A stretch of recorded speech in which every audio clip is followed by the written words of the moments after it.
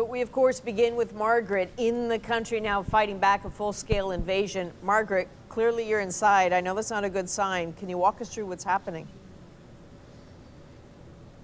Adrienne, we're down in the lower level parking garage of our hotel, which is where they tell us to come when they get warnings of potential airstrikes. So we've been down here for a few hours now. I'm going to be speaking quietly because there are a few dozen other people, including a number of families around sleeping. This is a country that is under martial law, and in Kyiv, we have just started having a curfew as well. So we wouldn't be allowed to go outside even if there weren't these airstrikes between 10 p.m. and 6 in the morning. It came before dawn in the Ukrainian capital. Not only the sounds of an invasion finally begun, but notice of a world order being turned on its head. Air raid sirens sounded in Kyiv on and off. Kharkiv in the east and Mariupol in the south both came under heavy fire. And by day's end, the Ukrainian army had lost a key airport near Kyiv to Russian troops, raising fears it will be used as an air bridge.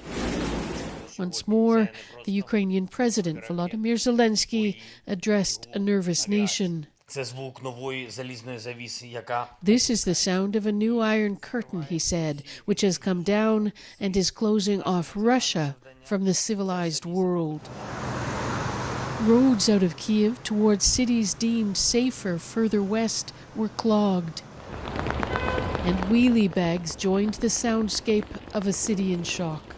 Lining up to get cash from an ATM is a couple trying to forgive themselves for not being better prepared. We never believed it, and we were so sure nothing's gonna happen, because you can't believe it. You can't believe it. Some of those seeking shelter took to the deep bowels of Kyiv's metro system.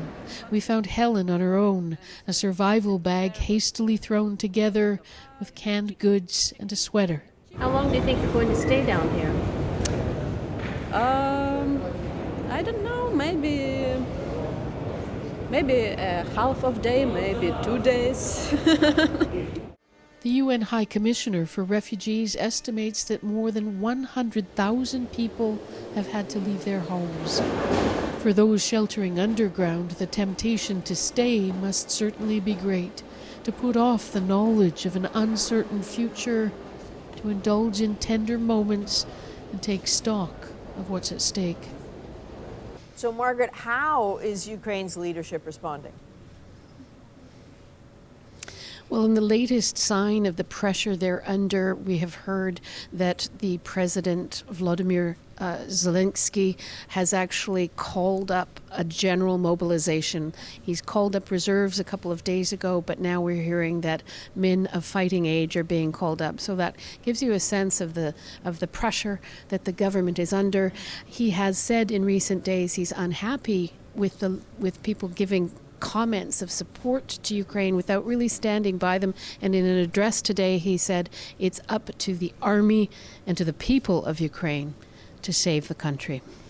All right, Margaret, thank you. I know no one is resting there. Look after yourself.